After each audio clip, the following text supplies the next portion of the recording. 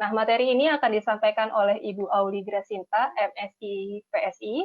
Ibu Auli Grasinta ini adalah seorang dosen sekaligus wakil dekan 1 di Universitas Pancasila. Ibu Auli, waktu yang saya berikan kepada Ibu juga sama seperti teman-teman yang lain, 30 menit aja ya Bu ya.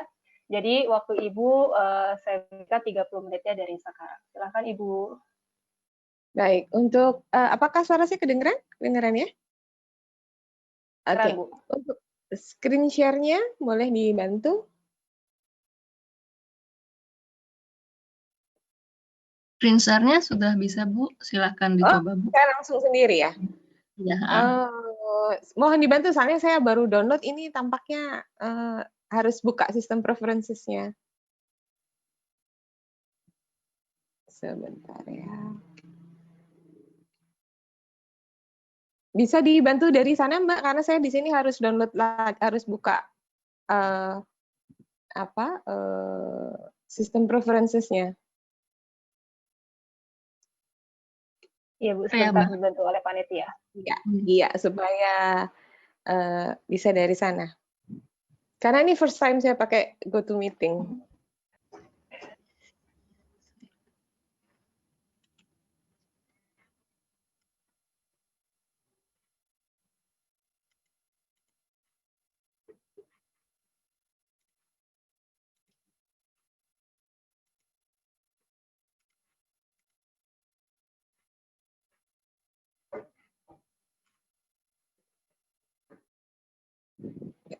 Sudah terlihat Bu? Baik, baik. Ya. Baik, terima kasih Mbak Anissa. Assalamualaikum warahmatullahi wabarakatuh. Selamat pagi Bapak Ibu sekalian. Saya senang sekali pagi ini bisa bertemu Bapak Ibu sekalian, bisa bertemu rekan-rekan pembelajar ya. Kita nih dosen juga jadi harus belajar, juga jadi mengajar begitu ya rekan-rekan pembelajar semua mungkin dari berbagai kota di Indonesia tampaknya. Boleh next Mbak. Hari ini kita berkesempatan untuk membicarakan kebijakan kampus untuk mendukung pembelajaran. Jadi memang akhir-akhir ini kita banyak mendengar antara blended learning, hybrid learning, e-learning, online learning, distance learning, atau pembelajaran jarak jauh. Sebenarnya mana sih begitu ya yang sebenarnya kita lakukan begitu, dan yang sebenarnya kita gunakan, apakah betul kita PJJ saja, pembelajaran jarak jauh, di mana sebenarnya pembelajaran jarak jauh itu sudah bukan hal yang baru, karena sebenarnya pembelajaran jarak jauh itu sudah diinisiasi sejak tahun 50-an, dan kita di Indonesia punya namanya universitas terbuka. Itu adalah model distance learning yang paling lama yang ada di Indonesia, begitu ya. Kemudian online learning, nah ini kita sama-sama baru ada yang bergerak gitu ya untuk sama-sama harus online learning begitu, dan ada yang namanya e-learning. Nah, ini sebenarnya yang disebut sebagai hybrid learning atau blended learning adalah suatu strategi penyampaian atau course delivery yang menggabungkan kelas tatap muka dengan aktivitas daring. Nah, saya rasa definisi ini penting untuk saya sampaikan di awal karena tadi agar jangan misleading begitu, karena disebut sebagai pembelajaran jarak jauh. Sebenarnya kalau pembelajaran jarak jauh itu juga tidak menggunakan daring juga bisa sebenarnya begitu ya. Ini mungkin kemarin juga saya sampaikan di beberapa pertemuan dengan level sekolah menengah, untuk sebenarnya kalau siswa tidak memiliki gadget atau tidak memiliki gawai, mereka bisa melakukan yang namanya distance learning, di mana mereka mengambil dulu materi-materi yang sudah ada, kemudian dibawa pulang, mengerjakannya di rumah sekian waktu, kemudian mengembalikan lagi. Jadi sebenarnya PJJ itu juga bisa berjalan tanpa adanya online learning begitu ya. Tetapi kemudian kita karena dengan kondisi sekarang kita sudah memiliki teknologi yang sangat canggih begitu ya, yang sangat cepat berubah, sehingga kita sekarang sudah bisa menggunakan online learning, dan nantinya yang semakin besar atau yang semakin lebih luas lagi adalah e-learning gitu, yang menggabungkan semuanya. Nah, hybrid learning adalah menggabungkan antara e-learning, online learning, distance learning, dan tatap muka. Boleh next, Mbak? Next. Ya, nah sebenarnya apa sih pembagiannya begitu atau apa definisinya secara umum ya. Tadi mungkin Mas Billy sudah menjelaskan lebih ke detailnya mengenai sinkron, asinkron dan sebagainya. Tapi sebenarnya pembelajaran daring ini tidak selalu pembelajaran jarak jauh begitu. Jadi ada memang pembelajaran jarak jauh atau distance learning dan ada yang namanya online learning. Itu sebenarnya dua hal yang berbeda begitu ya. Bukan berbeda tetapi tidak bisa disamakan langsung persis begitu. Kalau disebut sebagai pembelajaran jarak jauh adalah pembelajaran yang diberikan kepada peserta didik yang tidak berkumpul bersama di satu tempat secara rutin untuk menerima instruksi secara langsung dari pengajar. Ini tadi yang saya sampaikan bisa menggunakan model seperti universitas terbuka sebelumnya begitu. Kemudian metode dan bahan dan instruksi detail disediakan dan dikirimkan secara virtual. Itu pembelajaran daring dan yang menjadi kunci dari pembelajaran daring adalah penggunaan teknologi, gawai, di dalamnya ada gawai ya.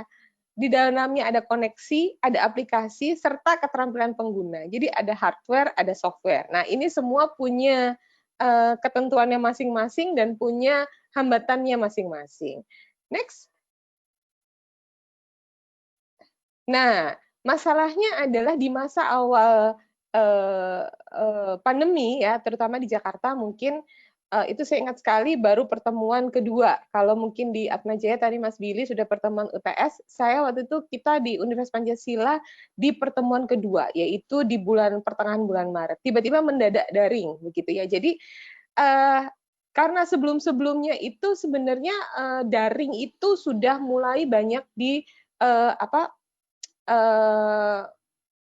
dibangun begitu ya, bahkan Dikti sendiri membangun yang namanya SPADA ya, yang namanya SPADA untuk LMS untuk seluruh Indonesia, dan itu bukan hal baru sebenarnya. Kita beberapa dosen juga dilatih dan sebagainya, hanya memang sosialisasinya masih terbatas, penggunaannya terbatas, dan tidak ada hal yang memaksa kita untuk menggunakan sistem tersebut.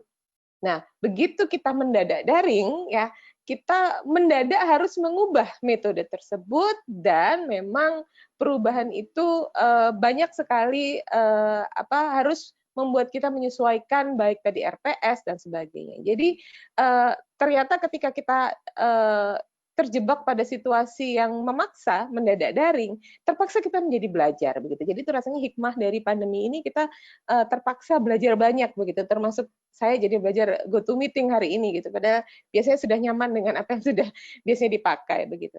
Next. Iya, nah masalahnya adalah tidak semua universitas, tidak semua perguruan tinggi itu kemudian sudah mempersiapkan pembelajaran daring. Tadi mungkin di Atmajaya sudah menggunakan Microsoft Teams karena secara institusi itu melanggan atau bekerja sama dengan Microsoft Teams.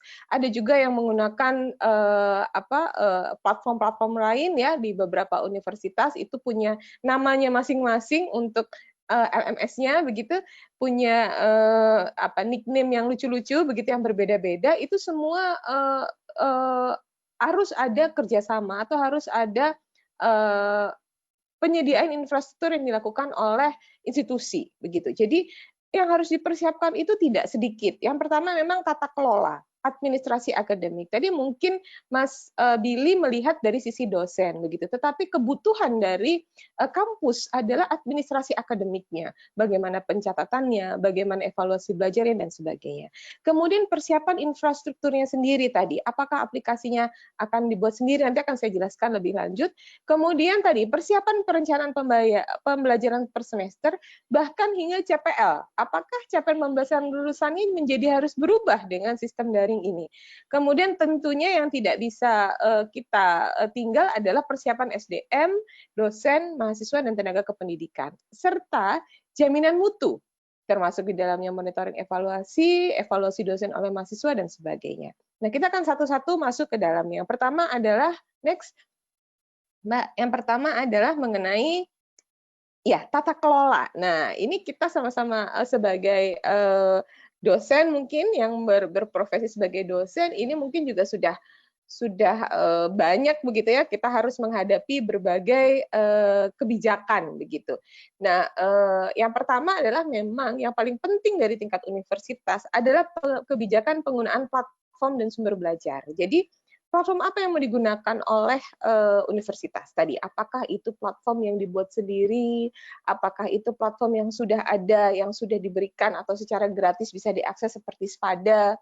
Apakah kita akan bekerja sama dengan penyedia jasa platform yang cukup besar sehingga perubahan bisa dilakukan dengan cepat? Ataukah kita harus menggunakan sumber daya resources kita sendiri untuk membuat platform? Ini kebijakan-kebijakan ini perlu ditetapkan oleh tingkat universitas. Dan juga sumber belajar. Sumber belajar termasuk di dalamnya adalah bagaimana platform ini bisa menyediakan sumber-sumber belajar seperti langganan jurnal, akses kepada e-library yang biasanya berbayar tidak murah, begitu ya. Langganan jurnal itu kalau kita satu fakultas ya itu cukup mahal, tetapi ketika kita berada di satu universitas maka langganan jurnal itu menjadi lebih murah dan lebih useful. Nah, tetapi ketika pihak universitas ini tidak memiliki kesamaan visi mengenai langganan jurnal, mengenai langganan akses terhadap e-library yang cukup baik, nah itu tentunya akan menjadi kesulitan bagi seluruh sivitas akademika, begitu baik dosen maupun mahasiswa, sehingga sangat perlu kebijakan dari tingkat universitas untuk bisa menetapkan, bisa melakukan kerjasama dengan sumber-sumber belajar. Jadi sumber-sumber belajar inilah yang nantinya akan mendukung kegiatan pembelajaran secara online. Nah, banyak keluhan dari mahasiswa adalah seperti itu. Dosennya menuntut untuk mahasiswa membaca jurnal, tetapi universitas sendiri tidak menyediakan akses terhadap jurnal-jurnal yang berbayar, misalnya. Jadi mereka hanya bisa melihat abstraknya, mereka tidak bisa mendownload atau melihat langsung kepada mengakses kepada teksnya, body teksnya dan sebagainya. Nah, ini adalah dua hal yang harus menjadi ketetapan atau kebijakan dari tingkat universitas dan juga tingkat fakultas. Nah, yang juga harus diperhatikan atau kita juga harus mempertimbangkan adalah adanya pelaporan lintas institusi. Nah, ini kita juga sama-sama mendadak daring sebenarnya begitu. Mungkin teman-teman yang sudah mengisi BKD daring kemarin ya, tiba-tiba terkaget-kaget, oh ternyata semua ada linknya begitu. Kita menulis apa di feeder, di sister, di sijali, ini ternyata sekarang link begitu. Dan juga kepada sistem kita sendiri, kepada sistem LMS yang ada di universitas sendiri. Ternyata ini semua harus saling berhubungan. Misalnya ketika kita melakukan membuat suatu penelitian, ya di BKD yang diminta adalah URL dari penelitian tersebut. Ketika universitas tidak punya wadahnya, URL-nya, maka si dosen tidak bisa memasukkan URL-nya. Nah, hal-hal seperti ini perlu diselesaikan di tingkat universitas dan tentu saja dalam perjalanannya diharapkan nanti semua akan menjadi database ya, akan menjadi sumber data yang valid begitu untuk bisa mengukur baik kinerja dosen, mutu kualitas akademik dan sebagainya. Nah, saya yakin di beberapa universitas itu sudah berjalan dengan baik dan beberapa universitas lain itu masih terus mengembangkan, termasuk di universitas saya sendiri. Ini terus saja kita menemui, kalau yang seperti ini tidak terlalu nyaman, ternyata kita harus berubah, ternyata kita sudah membuat satu sistem, ternyata sistem dari pusat, dari pemerintah berubah lagi. Jadi perubahan-perubahan ini harus cepat kita respon dan itu levelnya adalah di level universitas.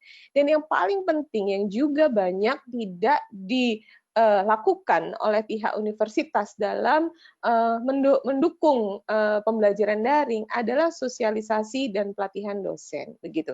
Jadi beberapa universitas misalnya sumber-sumber belajarnya sudah ada begitu.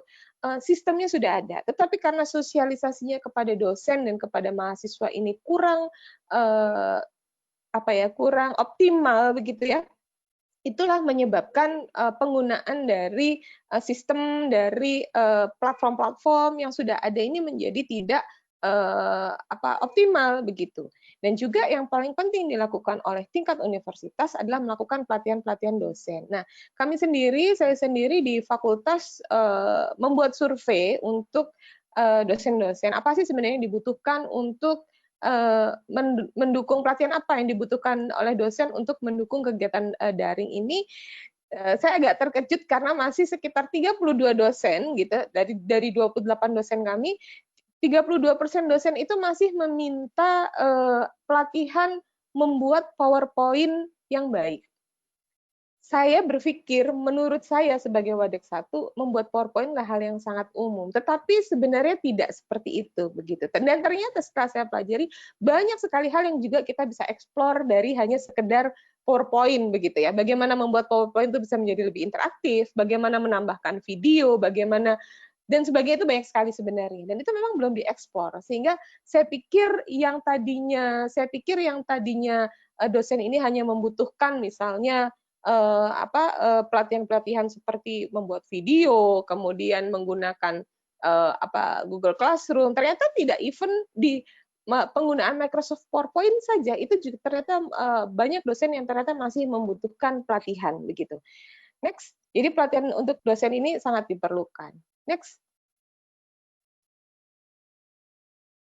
Boleh next, Mbak? Ya. Nah, infrastruktur ini menjadi sangat penting di kampus begitu ya. Di kampus perlu menyediakan infrastruktur, platform pembelajaran yang handal, lengkap dan user friendly. Nah, keywords-nya adalah user friendly. Jadi sebenarnya platform ini sangat banyak yang ada di pasaran begitu, yang ada di lingkungan kita itu cukup banyak gitu ya. Kemudian ada berbagai macam pilihan. Nah, tetapi orang secara psikologis akan menggunakan platform yang user friendly. Dan ketika kita pada posisi harus belajar, kemudian kita menghadapi sesuatu yang tidak user friendly, yang sedikit-sedikit nggak bisa, sedikit-sedikit membingungkan, itu membuat orang menjadi malas belajar, gitu, malas menggunakan, sehingga platform pembelajaran yang handal, lengkap dan harus user friendly. Ada di platform ini harus betul-betul bisa mengakomodir kebutuhan semua pihak, begitu. Contohnya ada satu platform gitu di tempat saya itu kalau diakses lama muternya begitu. Nah, itu udah yang seperti itu sudah membuat orang malas untuk membuat dosen malas untuk kemudian mengeksplor lebih dalam. Nah, ini juga infrastruktur perlu dipikirkan apakah itu dibangun sendiri atau platform yang sudah ada ya yang kita kenal sebagai MOOC gitu ya, Massively Open Online Course gitu ya. Sebenarnya yang juga sudah ada LMS SPADA yang dari pemerintah. Nah, sebenarnya kaitannya adalah ini dengan yang kita sekarang sering dengarkan ya, Merdeka Belajar dan Kampus Merdeka. Pada akhirnya nanti, ketika kita menggunakan Merdeka Belajar dan Kampus Merdeka, menggunakan Massively Open Online Course, gitu, saya bisa ikut kuliahnya Mas Billy. Saya bisa ikut kuliah di mungkin universitas lain tidak di Jakarta. Saya bisa melihat atau saya bisa memilih kuliah-kuliah lain di tempat yang lain. Saya bisa memilih subjek-subjek mata kuliah yang tidak disediakan di universitas saya atau di fakultas saya. Jadi kebutuhan dukungan untuk infrastruktur bisa membuat sebuah online course yang terbuka itu memang sangat dibutuhkan ya. Kita harus sangat mempersiapkan karena kaitannya nanti dengan Merdeka Belajar dan Kampus Merdeka.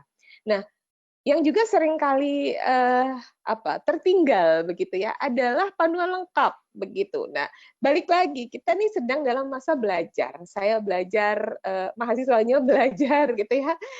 Sebagai dosen juga belajar. Maka sangat perlu ada panduan lengkap untuk dosen, mahasiswa, attending. Nah, ini yang perlu dibuat oleh pihak kampus begitu ya untuk bisa memberikan panduan-panduan langkah-langkah untuk masuk ke dalam satu sistem. Beberapa orang memang seperti alergi begitu ya ketika harus belajar. Oh, udahlah saya bingung, kerjain aja begitu. Padahal ketika step-step itu dilakukan itu tidak sebegitu sulitnya begitu. Nah, kemudian juga harus ada infrastruktur yang mengakomodir kebutuhan administrasi akademik, monitoring, jaminan mutu, pelaporan kegiatan, penilaian dan pengarsipan. Nah, ini harus juga ditetapkan oleh universitas. Pada awal masa pandemi, kami itu masih membebaskan dosen untuk menggunakan berbagai platform karena memang belum ditetapkan begitu. Ada dosen-dosen yang juga menggunakan seperti WhatsApp ya, kuliah WhatsApp begitu, kemudian email, di mana itu akhirnya tidak bisa terpantau oleh bagian akademik, oleh administrasi akademik. Kita tidak bisa memantau apakah perkuliahan itu terjadi atau tidak, begitu ya. Kemudian ketika chat itu dihapus, ya hilang begitu saja. Jadi memang harus ada mekanisme, harus ada platform, harus ada sistem yang mendukung kebutuhan-kebutuhan administrasi akademik sehingga pengarsipan ini juga bisa terjalin dengan baik, karena ternyata kita para dosen itu yang paling penting adalah arsipnya. Ketika Anda mau masuk menjadi serdos atau dari awal saja mungkin kita harus menjadi mendaftarkan diri sebagai dosen JJA, itu sudah harus ada arsip. Kemudian ketika naik jabatan jenjang akademik itu harus ada arsip. Ketika kita mau serdos itu harus ada arsip. Ketika kita melaporkan pekerjaan kita dengan BKD itu juga ada arsip, sehingga infrastruktur platform yang dibuat harus bisa mengakomodir administrasi akademik.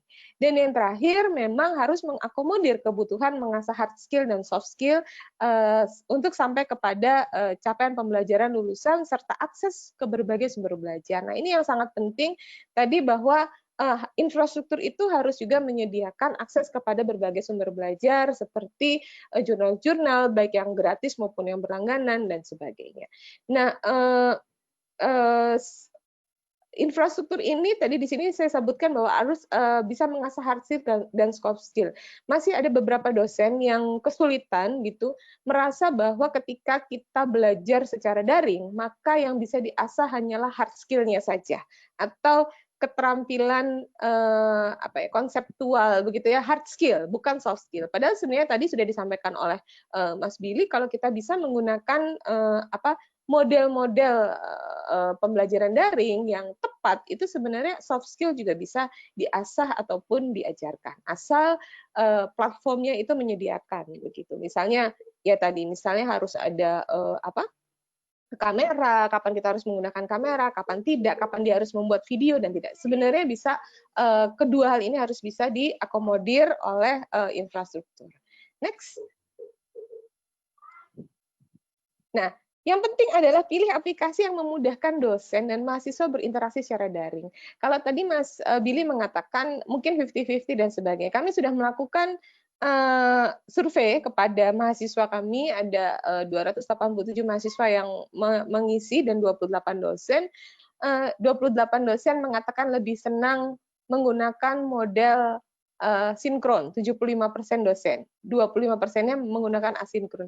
Sementara mahasiswa lebih suka, lebih besar sih sebenarnya, 54% lebih menyukai kegiatan asinkron, karena mereka tidak harus langsung, tidak harus pakai kuota yang langsung ditonton dan sebagainya. Jadi memang ada perbedaan juga antara dosen dan mahasiswa untuk memilih menggunakan aplikasi yang paling nyaman bagi mereka. Nah, yang bisa dilakukan adalah tadi melakukan survei begitu ya, untuk bisa melihat sebenarnya apa sih yang paling nyaman bagi mahasiswa kita, bagi dosen-dosen kita, sehingga kita bisa tepat dalam mengambil keputusan. Kampus bisa tepat untuk mengambil keputusan. Next. Iya, nah ini persiapannya adalah memang tadi ini sudah saya sampaikan. Yang paling penting adalah persiapan RPS-nya. Dengan mendadak daring ini, kalau yang sebelumnya RPS itu dipersiapkan yang kemarin ya, yang semester genap 2019-2020, kita hanya mengubah dari proses metode yang sebenarnya dilakukan secara tatap muka, kita ubah menjadi daring karena memang mendadak daring begitu. Tetapi sebenarnya di semester ini kita semua bisa sama-sama mulai mempersiapkan RPS ya, dan mungkin kita juga harus bisa melihat kembali CPL-nya begitu. Jadi pengembangan sumber materi dan RPS ini harus dilakukan oleh kita semua para dosen ya, mereview kembali RPS masing-masing mata kuliah untuk bisa mencapai CPL, terutama tujuan pembelajaran dan metode pembelajaran. Nah, standarisasi sumber materi perlu dilakukan juga dan dibuat regulasinya. Misalnya ketika menggunakan materi video itu harus seperti apa begitu. Ketika mengakses kepada jurnal mana yang harus diakses. Kemudian buku, e-book begitu ya, e-book mana yang ada aksesnya dan ada yang tidak. Jadi ini harus distandarisasikan dan tentunya ini akan mengubah Kalau kemarin kita meminta mahasiswa kita untuk mencari bukunya, sekarang kita harus menyediakan atau kita harus memberikan link, mungkin link sumber-sumber belajar yang bisa diakses. Nah, itu perlu dilakukan revisi, perlu dilakukan review lagi terhadap RPS kita. Nah, kajian pada metode pembelajaran, survei perlu dilakukan untuk melihat aspirasi mahasiswa dan dosen. Saya rasa beberapa universitas, sebagian besar universitas juga sudah melakukan survei-survei untuk melihat efektivitas dari pembelajaran online ini. Nah, hasil survei bisa menjadi dasar penggunaan metode pembelajaran yang paling mengakomodir kebutuhan semua pihak. Nah, dan satu lagi yang kemudian menjadi bahan diskusi, sebenarnya apa yang menjadi fokus pembelajaran. Jadi ketika kita kemudian mereview kembali gitu ya, kita kemudian melihat apa sih sebenarnya yang menjadi tujuan dari belajar ini begitu, dan kemudian apakah yang penting materinya tersampaikan atau yang penting mahasiswa paham. Nah, itu harus menjadi pertimbangan kita. Kalau yang penting materinya tersampaikan, mungkin tadi Mas Billy bilang mungkin di pertemuan awal 4 jam saya hanya ngomong aja ngasih. Tapi setelah itu saya harus membuat kegiatan-kegiatan untuk menggiring mereka mencapai masuk ke dalam pemahaman. Jadi ini perlu kita betul-betul kita perhatikan, kita pertimbangkan dalam penyusunan RPS sehingga kita bisa melihat apa yang menjadi fokus dari pembelajarannya begitu. Nah, tentunya setelah kita merubah atau mereview RPS, kita menyusun modul pembelajaran daring ya. Nah, apa sih yang penting dari modul pembelajaran daring adalah merancang, mengorganisir serta mengendalikan aktivitas dan materi belajar yang interaktif untuk mencapai tujuan belajar implementasi RPS pada modul pembelajaran daring. Jadi ini memang bukan hal yang mudah karena tadi makanya di atas saya sudah sebutkan dosen ternyata juga perlu berlatih dan belajar begitu. Mungkin dari di satu institusi itu pasti akan ada dosen-dosen yang kohortnya adalah yang muda-muda, yang angkatannya Mas Billy begitu ya, ada yang angkatan saya, ada yang angkatan lebih tinggi lagi. Nah, ini semua ternyata membutuhkan pelatihan untuk bisa belajar atau menyusun modul pembelajaran secara daring. Next.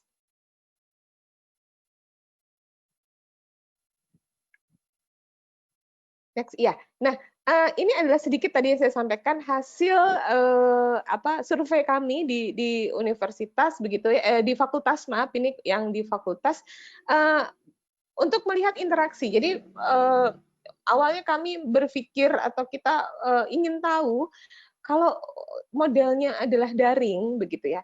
Sebenarnya bagaimana sih interaksi antara dosen dan mahasiswa begitu. Yang sebelah kiri adalah tanggapan dari dosen ya. 27 dosen memberikan tanggapan bahwa meskipun dilakukan secara daring, interaksinya masuk kepada kategori yang cukup, yaitu di 7 skornya. Ada beberapa yang ada di sebelah kanan di 8 dan 9. Jadi overall dianggap baik. Begitupun dengan mahasiswa. Mahasiswa juga merasa bahwa walaupun dengan daring, ternyata interaksi antara dosen mahasiswa ini tetap bisa terjalin. Tapi kuncinya adalah di ketika RPS, kita membuat RPS yang memang mendorong mahasiswa untuk bisa secara interaktif gitu ya. Saya rasa sih sekarang itu apapun bisa dilakukan begitu ya, pakai break room, pakai kita bisa menggunakan kuis-kuis, kita bisa menggunakan berbagai sistem. Saya rasa itu udah sangat banyak ya, pakai Mentimeter, pakai Kahoot dan sebagainya yang bisa tetap menjaga interaksi antara dosen dan mahasiswa. Kalau beberapa teman saya di UP mungkin sudah tahu gitu, kalau saya biasanya memang meminta mahasiswa sebelum kuliah di kelas itu kita menyanyikan lagu nasional begitu. Kenapa? Karena saya merasa mahasiswa saya banyak yang tidak tahu lagu nasional Indonesia, karena saya minta untuk mereka menyanyikan lagu nasional, dan itu juga saya lakukan di Zoom. Awalnya saya minta semua nyanyi, ternyata nggak bisa begitu, ternyata suaranya harus gantian, karena itu oke, minggu depan gantiannya yang menyanyi siapa begitu. Itu masih bisa dilakukan dalam metode daring gitu. Jadi interaksi dosen dan mahasiswa seharusnya tidak terhambat dengan proses daring. Nah, yang paling penting juga adalah persiapan SDM. Tadi sudah yang pertama ada tata kelola, yang kedua infrastrukturnya sendiri, yang ketiga tadi adalah penyusunan RPS-nya, dan yang terakhir yang paling penting juga atau yang menjadi kunci adalah SDM-nya. Nah, tadi karena kita dipaksa mendadak daring, maka sangat penting bagi pihak universitas, bagi pihak kampus untuk menanamkan pola pikir tentang cara belajar baru, cara belajar yang berbeda dari cara belajar yang lain. Dan yang dipentingkan dari SDM adalah adaptif dalam teknologi pembelajaran. Kami mengalami bahwa ada beberapa dosen yang tidak sudah nyaman dengan metode yang ada, sehingga ketika kita minta untuk merubah itu tentu ada resistensi begitu ya. Tetapi tentunya yang mungkin bisa paling optimal adalah kalau dosen-dosen atau mahasiswa juga mau adaptif dalam teknologi pembelajaran.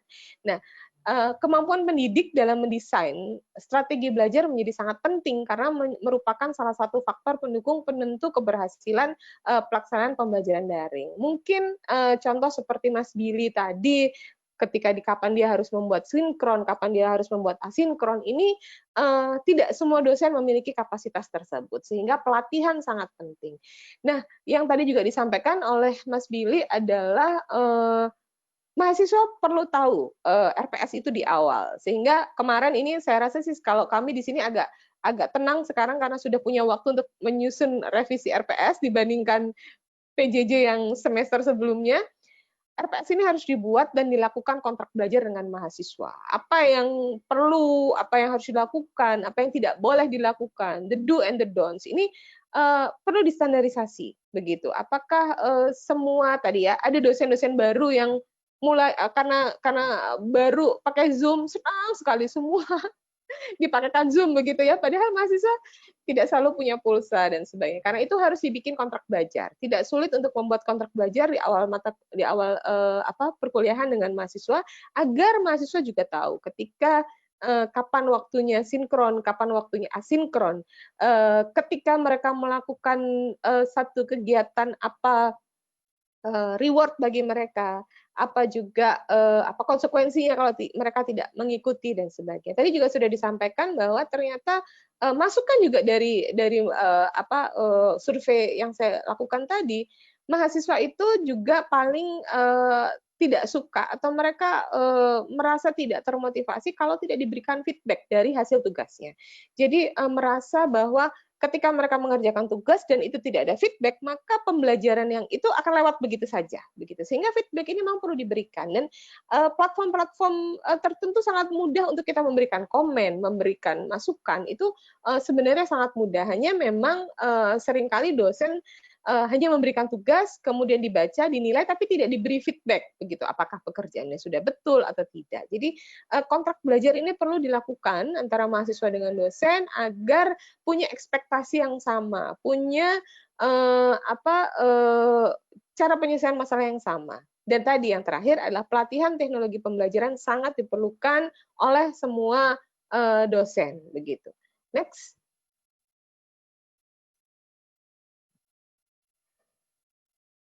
Next. Iya. Nah, selain dosen yang bertemu dengan mahasiswa langsung, ternyata yang juga punya peran penting dalam perkuliahan daring adalah tenaga kependidikan atau karyawan ya, pegawai, administrator. Administrator juga perlu keterampilan untuk mendokumentasikan kegiatan pembelajaran. Jadi mereka juga perlu dilatih untuk memindahkan atau mulai belajar menggunakan digital ya, dari yang biasanya kertas, biasanya by paper, untuk bisa menggunakan digital dalam pengarsipan. Nah, hal-hal ini seringkali tidak kita pikirkan begitu sebagai dosen, tetapi sebagai kampus ini kita perlu pikirkan semua, karena permasalahan yang terkait dengan administrator ini juga sering menjadi hambatan. Tadi misalnya seperti ketika sistemnya feeder itu saling kaitan begitu ya, ketika ada satu masalah di administrator yang mengerjakan, ini menjadi masalah di semua dan sebagainya. Jadi administrator perlu disiapkan untuk bisa mendokumentasikan kegiatan pembelajaran dengan baik. Kalau di kami, untuk kita menggunakan Google Classroom sebagai platform yang standarnya, dan administrator dari bagian akademik semua menjadi collectoring, sehingga dia bisa melihat semua administrasi yang dilakukan oleh dosen, semua kegiatan dilakukan oleh dosen pada setiap kelas. Nah, yang paling penting juga proctoring. Proctoring ini adalah keamanan dari data juga, keamanan dari misalnya ketika mereka melakukan ujian dan sebagainya. Dan yang juga sering diminta atau sering menjadi problems adalah helpdesk begitu. Helpdesk terutama untuk mahasiswa misalnya ketika mereka menemui kesulitan dalam mengakses pembelajaran daring, ketika mereka mengalami kesulitan dalam mengakses ujian begitu ya, ada mahasiswa kami yang dari Ternate kemudian dia pulang ke Ternate ketika ujiannya adalah ujian kuis yang langsung pada jamnya. Jadi kami membagi ujian itu beberapa, ada yang take home, ujian take home yang sifatnya membuat tugas-tugas tertentu, ada yang sifatnya kuis begitu ya, ada yang sifatnya langsung yaitu pada jam UTS-nya. Nah, itu mahasiswa yang dari Ternate begitu yang kesulitan sinyal, ini sangat memerlukan adanya helpdesk sehingga saling bisa mengkomunikasikan ketika mereka ada kesulitan, troubleshooting dan sebagainya, dan kita tidak memberikan tuntutan yang sama pada semua mahasiswa karena memang tadi kita tahu bahwa ternyata kendala-kendala dari sistem daring ini juga selalu ada, selalu muncul begitu, baik itu kendala sinyal, kendala gawai dan sebagainya. Next. Ya, nah yang paling yang paling penting juga dilakukan adalah standarisasi etika. Ya, ini juga seringkali terlupakan begitu. Etika komunikasi dalam pembelajaran daring. Jadi kode etik itu perlu dibuat oleh kampus begitu, baik yang sifatnya prinsip maupun yang sifatnya teknis. Yang prinsip misalnya bagaimana menghargai kekayaan intelektual ketika misalnya dosen memberikan materi begitu ya, kemudian apakah mereka berhak untuk menguploadnya kembali ke mempublikasikannya begitu ya. Nah, termasuk juga dosen sama ketika mahasiswa kemudian membuat tugas yang cukup bagus, apakah kita berhak untuk kemudian menayangkannya ke media sosial dan sebagainya. Ini perlu di standarisasi begitu, perlu dibuat kode etiknya begitu. Kemudian bertanggung jawab pada publikasi. Ketika kita mempublikasikan sesuatu, tentu sudah harus ada izin, sudah harus ada referensi dan sebagainya. Contoh yang lain juga yang beberapa ini juga kita agak bermasalah adalah misalnya penggunaan tanda tangan scan, itu harus seizin dan sepengetahuan pemilik tanda tangan. Di mana sekarang kita biasanya contoh saja yang konkret begitu ya, biasanya kalau kita skripsi harus ada tanda tangan basah, sekarang harus diganti seperti apa begitu, dan apakah boleh menggunakan tanda tangan scan ataukah tidak bisa menggunakan tanda tangan scan dan sebagainya.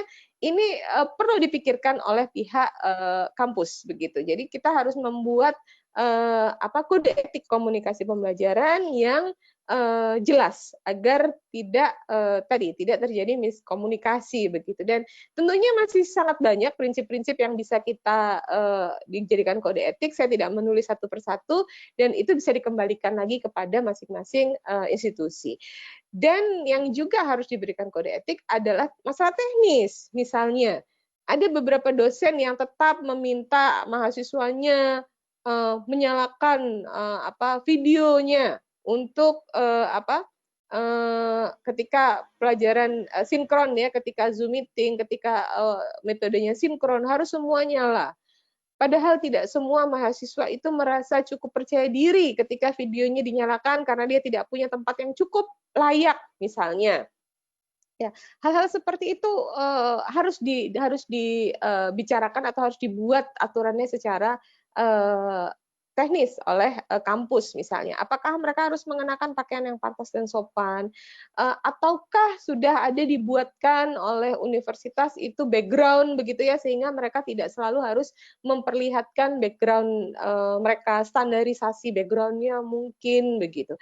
Kemudian teknis seperti ketika harus keluar dari lift room harus izin dan sebagainya. Jadi masalah-masalah teknis seperti ini perlu untuk standarisasi, bukan standarisasi, tapi perlu untuk dibuat begitu kode etiknya seperti apa sehingga terjadi kesamaan persepsi terhadap pembelajaran daring seperti ini. Karena kalau tidak akan ada pertemuan antara ekspektasi yang berbeda begitu. Mahasiswa maunya seperti ini, dosen maunya seperti ini, dan akhirnya bisa terjadi miskomunikasi dan itu cukup banyak terjadi. Next, sepertinya sih sudah habis ya. Next. Nah, saya rasa itu yang bisa saya sampaikan dari saya. Jadi ada beberapa hal penting yang memang kita dari kampus itu perlu 4 hal penting yang dari kampus perlu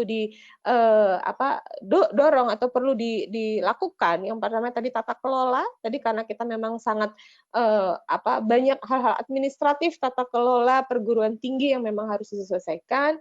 Yang kedua tadi adalah penyiapan infrastruktur yang memang menunjang mungkin beberapa teman-teman dosen dan teman-teman mahasiswa bisa bersyukur karena perguruan tinggi yang memiliki platform yang sudah bagus begitu ya, tetapi tidak sedikit juga pembelajar perguruan tinggi yang belum memiliki platform yang cukup handal begitu sehingga perlu melakukan berbagai inovasi begitu ya. Kemudian adalah review atau mengkaji kembali kurikulum RPS yang ada dan kemudian mengubah metode pembelajaran menjadi lebih interaktif dengan metode daring, dan yang terakhir adalah persiapan SDM. Jadi keempat hal inilah yang perlu untuk dilakukan bagi kampus untuk mendukung kegiatan pembelajaran secara daring.